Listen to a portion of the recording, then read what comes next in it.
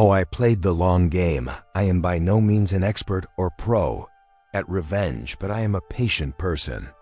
I disclosed this to a friend, and they directed me here. Throwaway for obvious reasons. It's a long read, but the setup and backstory are important. 7 years ago, I was lucky enough to be able to buy my own place.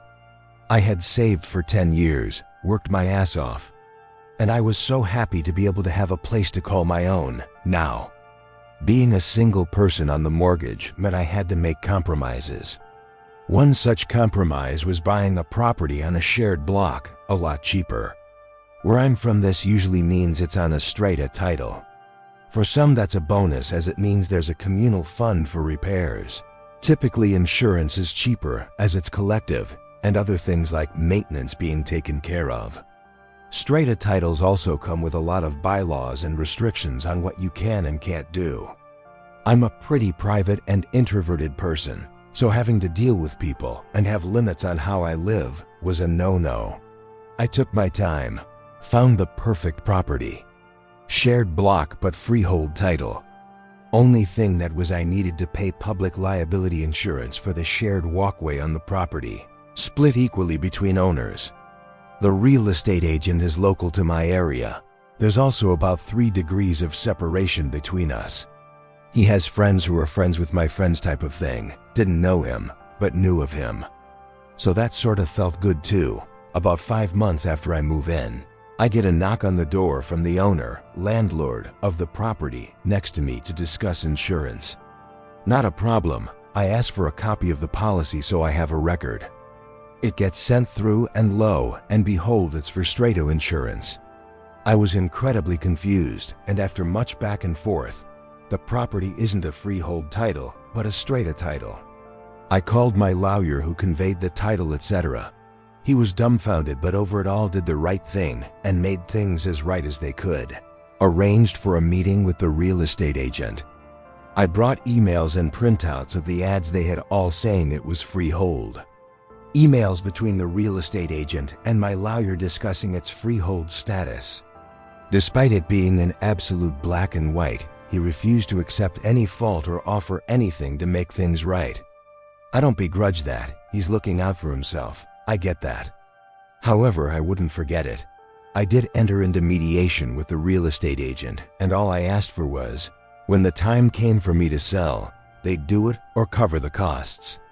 I thought this was reasonable, but they flat out refused, offered me $1,000 to go away, which I refused. I had the option to pursue them legally and was advised by the mediator to do so, but ultimately I decided against it for a few reasons. The main one being my health at the time. So I planned and plotted, and I schemed and connived as to how to get back at this son of a bitch. And I settled on this. I found his personal Facebook page, which wasn't set to private. Saw some photos of a boys on tour trip he went on a few weeks prior, so about 5 to 6 months after I bought the property. I also found his address through a business registration search. On the anniversary of the sale, for 6 years straight, I sent them flowers with a note, "Dear real estate agent, remembering you. On this, our special day. She has your eyes, love L." They varied ever so slightly over the years, but always had, "on this hour."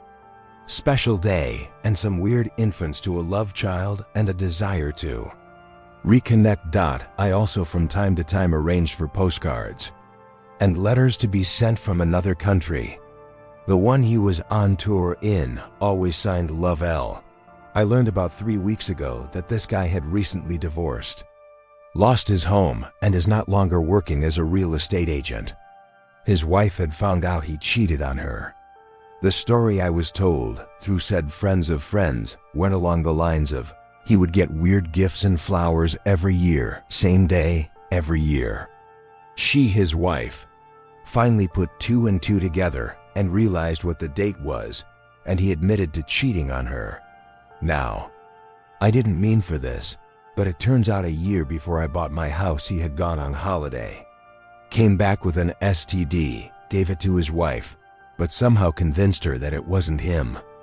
As such, our special day turned out to be right around the time he'd have been balls deep. Sans condom in someone who wasn't his wife. Only 1 year earlier, he's apparently lost his house, half his retirement savings, and also his business. I do feel a little bit guilty about all of it sometimes, but then I'm reminded that he's a scumbag and that karma, like me, is a patient, spiteful, and vengeful bitch.